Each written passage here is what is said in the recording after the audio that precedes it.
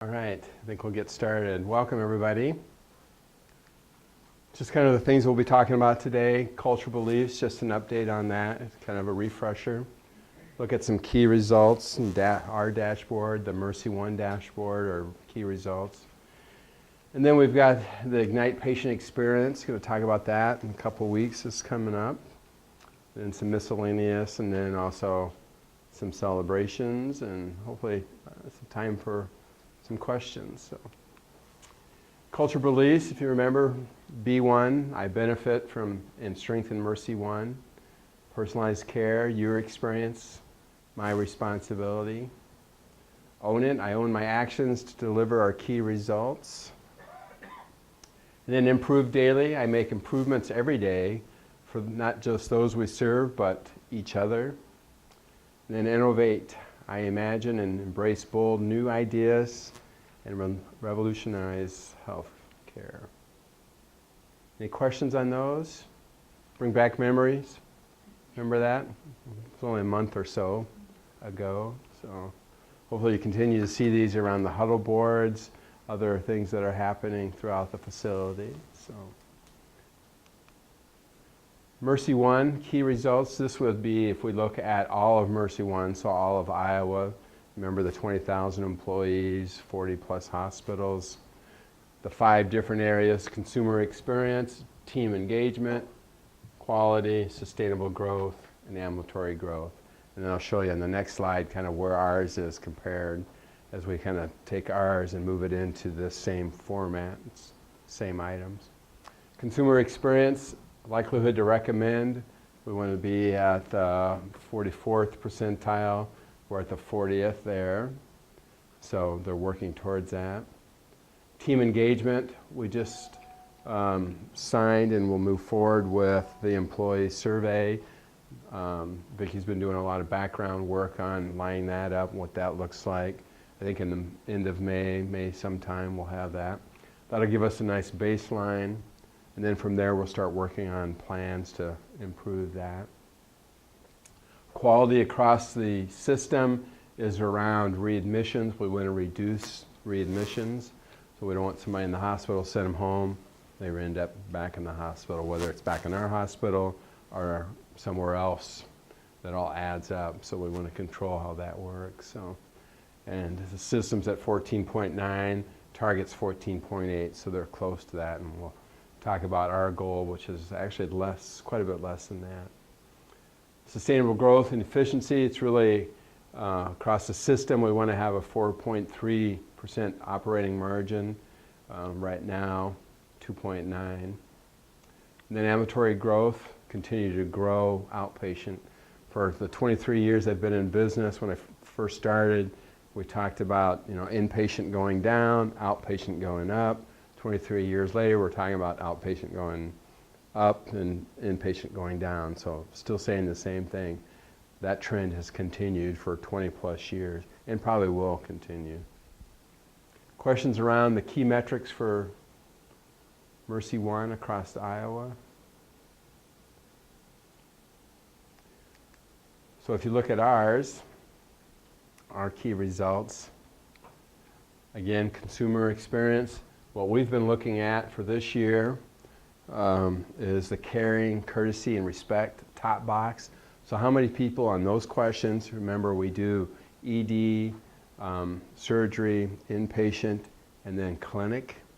And so we're looking at top box being a 5 score. So what percentage of people give us that top box, that number 5? We want to be at 81%. We're at 80.52. So. And we'll talk a little bit more about that with the Ignite patient experience, why we're looking at that.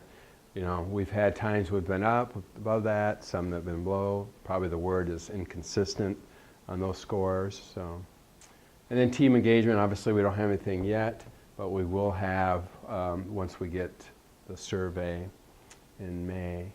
Quality, our target is 6.38. I think we were at a 7. We did just bump up. I found out today about a 10. So we're seeing a little bit of up and down with that. But this is not just our admissions, But if we discharge here and they get readmitted here or get readmitted anywhere where we gather that information, that'll cause that to go up. And that's a little bit of what we see with the inconsistency, because we're looking at it monthly, but when people file this, it's actually quarterly. So if we had somebody here, sent them, and they went to another facility, we may not get that information back for a period of time. So, but still doing a lot of great things here. So is the 7% a good number, or is it? We want that to be lower. We want it to be lower. Right, right. Yep. Yep. So we want to be at 6.38. We want it to go down. There So. are little arrows. Yeah, they're a little bit harder to see. We want this one to go down. This goes up. Yep, good question. That one to go up. Labor compensation around our sustainable growth, we're actually looking at two things right now. Our operating margin is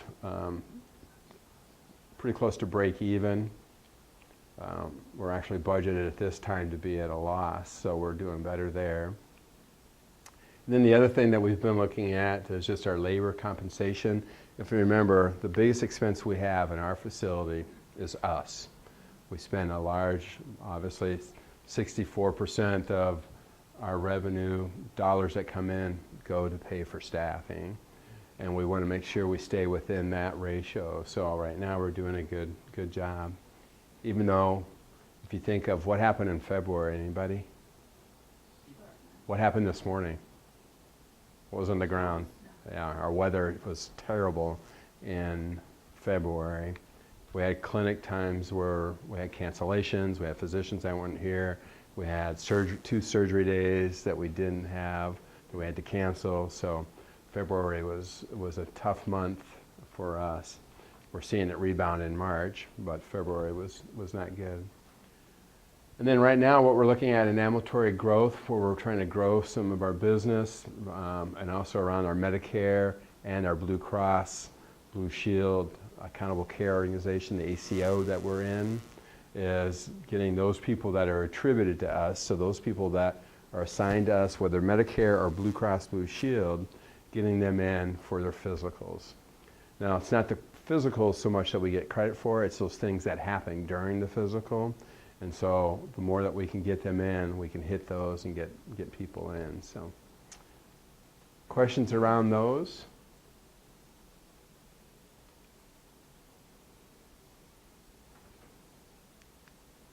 So some things that have been happening around the MercyOne, you can see the van and then our ambulance. We've changed those to have the logo FGH with the Franklin Journal on the side, and then affiliated with MercyOne underneath. I'd like to say that we were really smart when we picked our colors for this. Really, we were just lucky because our colors align with that logo.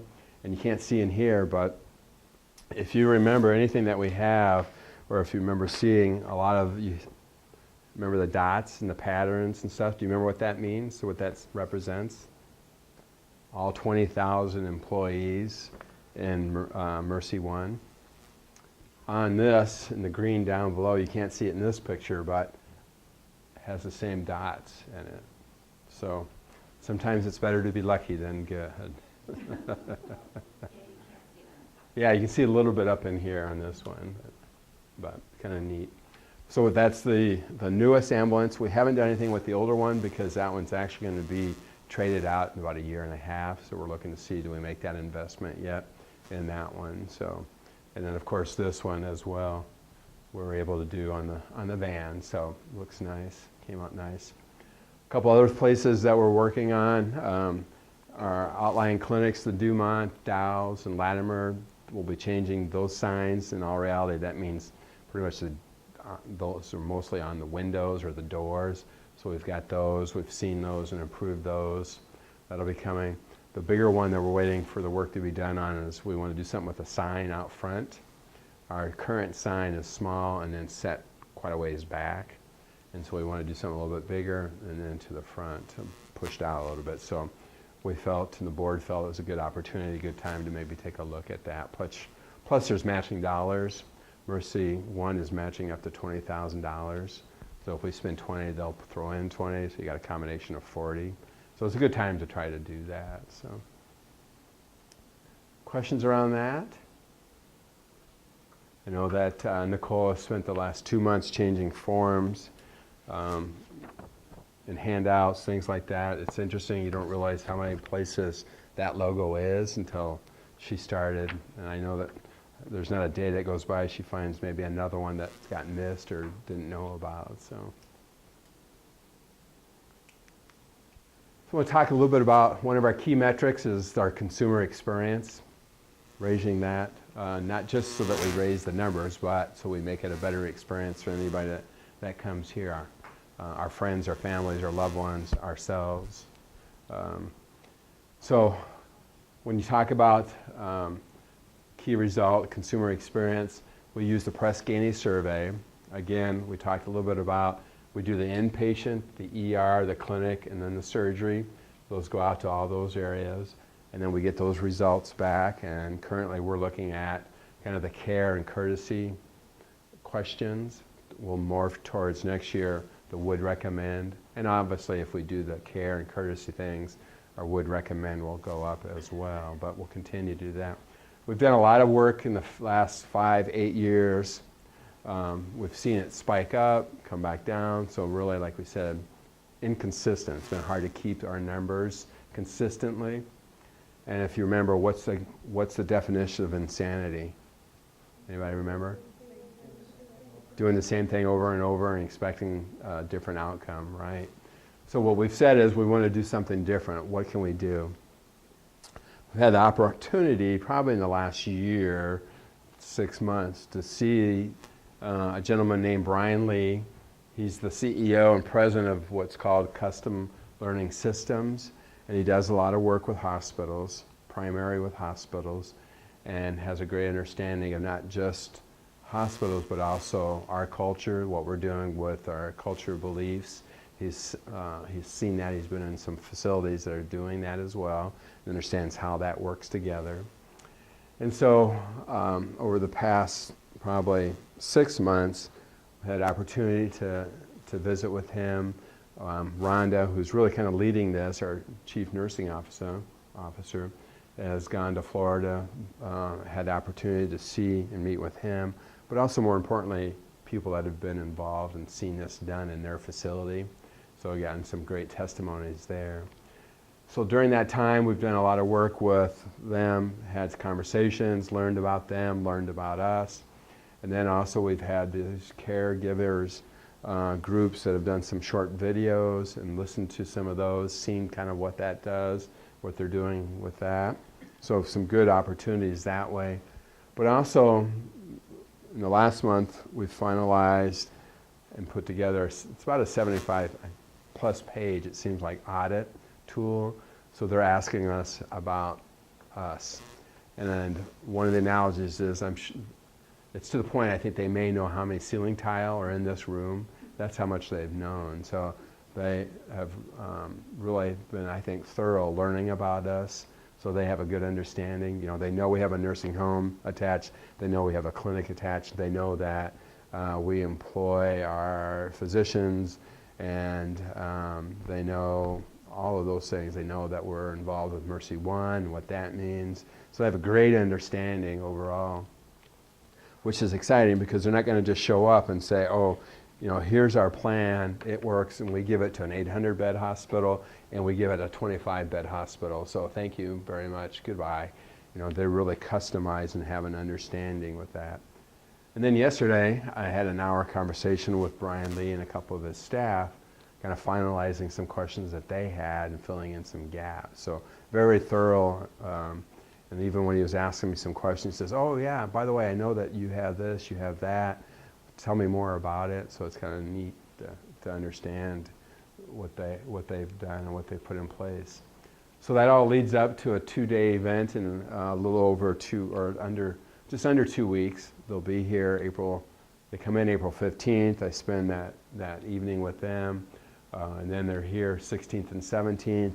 Throughout that, there's appointments for leaders, staff, frontline staff, providers, board members, not just our board of trustees for the hospital, but our foundation board. So trying to get a lot of people across the facility involved so they can have some ideas about and involvement in what's going on. The first day is really around vision.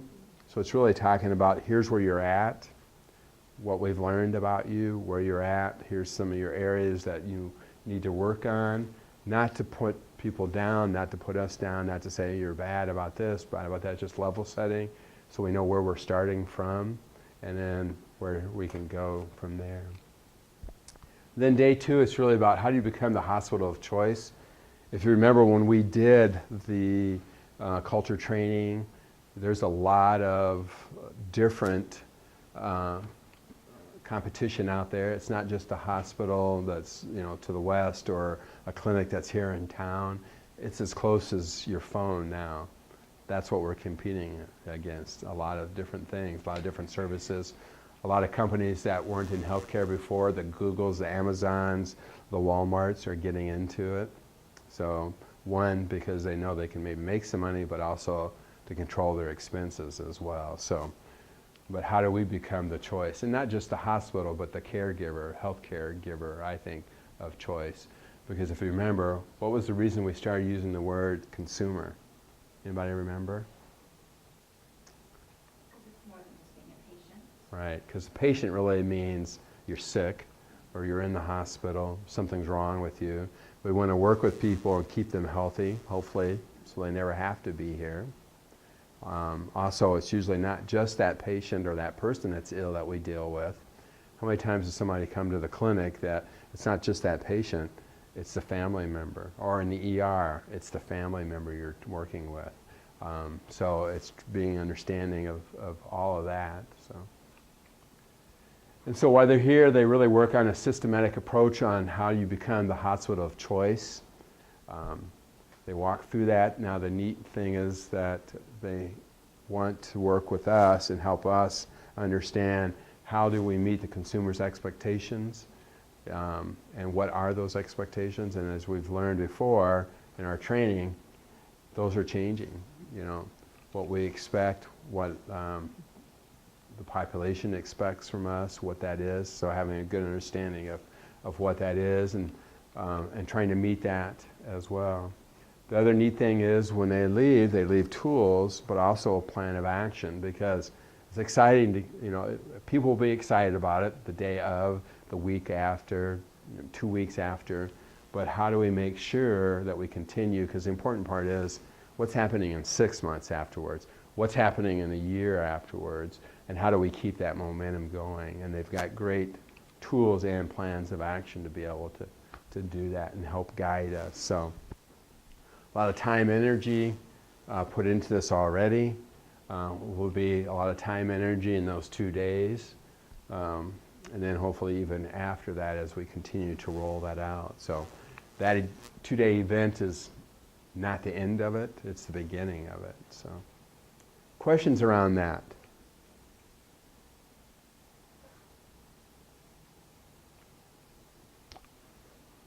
So why are we doing that? This is the interactive part. Why are we doing? Why do we care?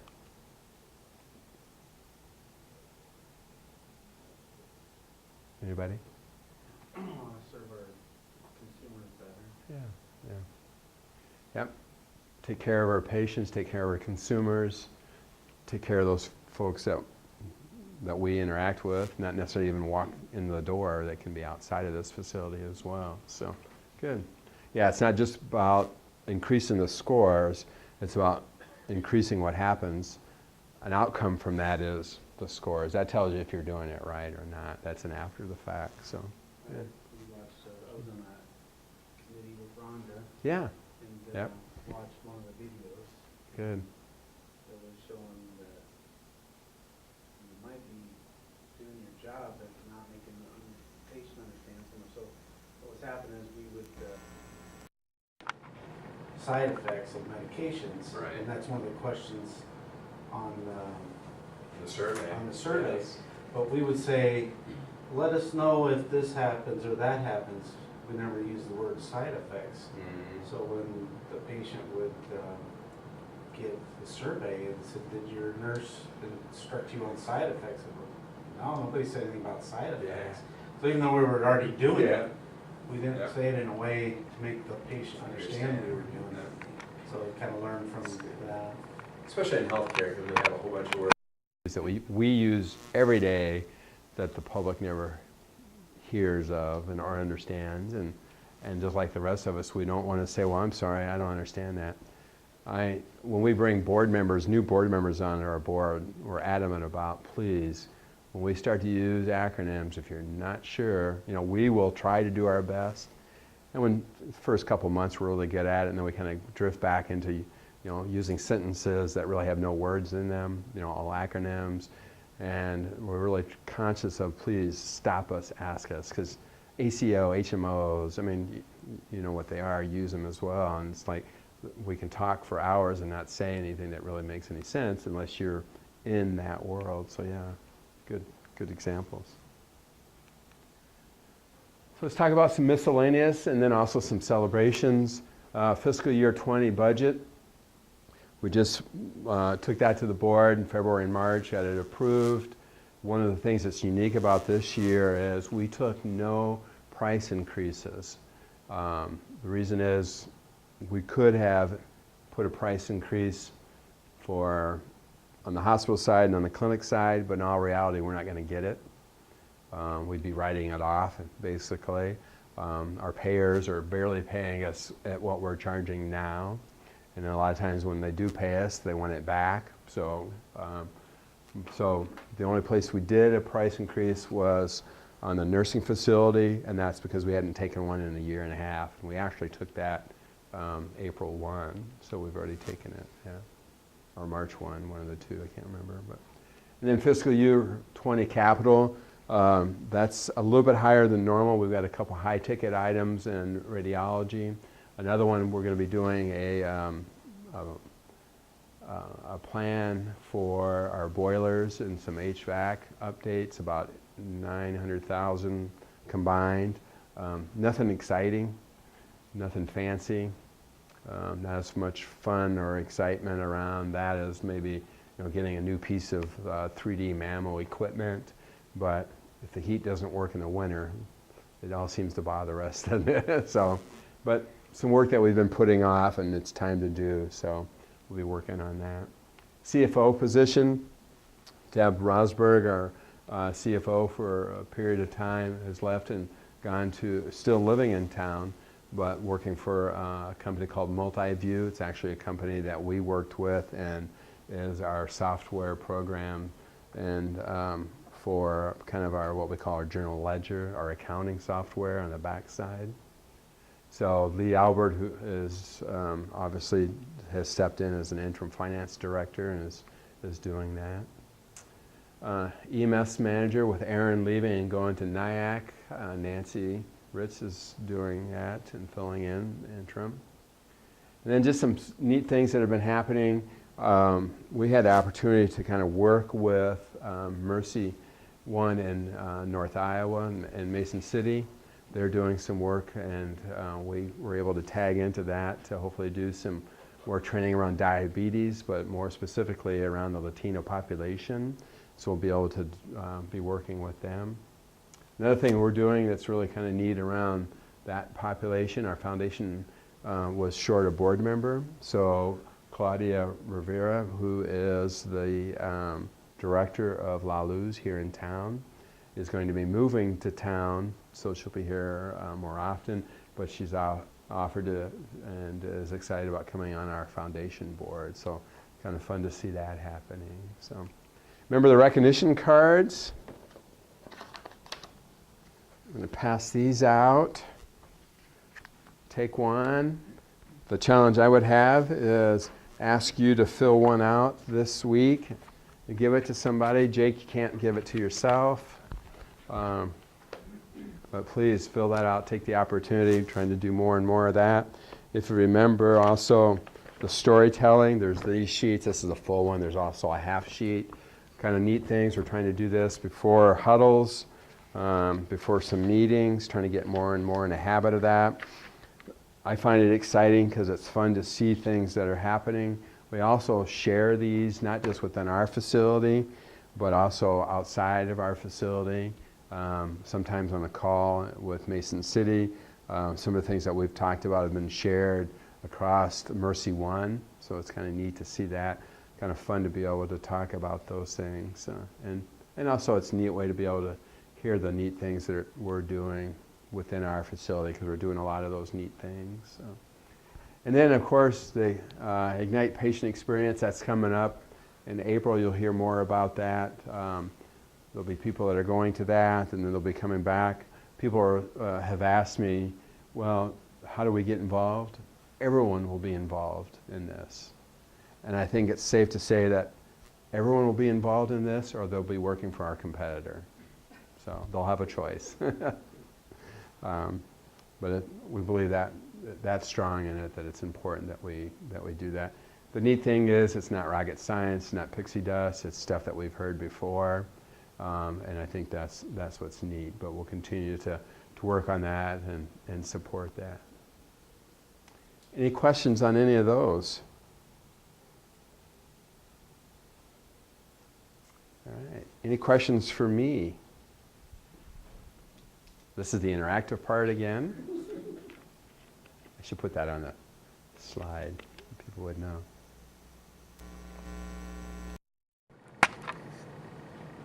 One of the questions that's come up, I think maybe at noon, was around Hanson Hospital in Iowa Falls announced that they're going to start having their billing done by an outside agency. And what does that mean? Obviously, is that something we would do? How I've answered that is the work that's going to be done in Iowa Falls, and that as far as the billing, getting the bill out, getting it back in, getting pretty much the money back in the bank. If you look at our metrics where we're at, that's what they're trying to get to by doing this. So we've achieved those metrics, our accounts receivable, our bad debt, our time from billing to out the door to getting it back is gold standard in not just in critical access, but also in large hospitals. So we have no need to change. This is something they believe that they need to get to, or that they need to do to get to where we're at. So, but other questions? Are there going to be any changes in employment status of anybody here? I mean, I've heard of other hospitals that have gotten into MercyOne and they've had several hundred people getting laid off for one reason or another. No, and I don't know of any that have because of MercyOne. There has been some change that happened at about the same time, but separate from MercyOne in North Iowa, Trinity level, the billing group that up in, I don't know if people know where Hy-Vee East is. Most of us go to Hy-Vee West if you're going that. Not too many people go eastward, and unless you happen to be at the high school, yeah. South of there is called Regency area, if you remember. There's a building out there that housed quite a few people that do billing for Trinity, actually for that regional area, not just this area, but all of Iowa and actually larger. They have about a large percentage of people that live there, or work there, I'm sorry. That is being moved to a different location, I think, and there's about 3 different locations that they're going to have, so that might be the one.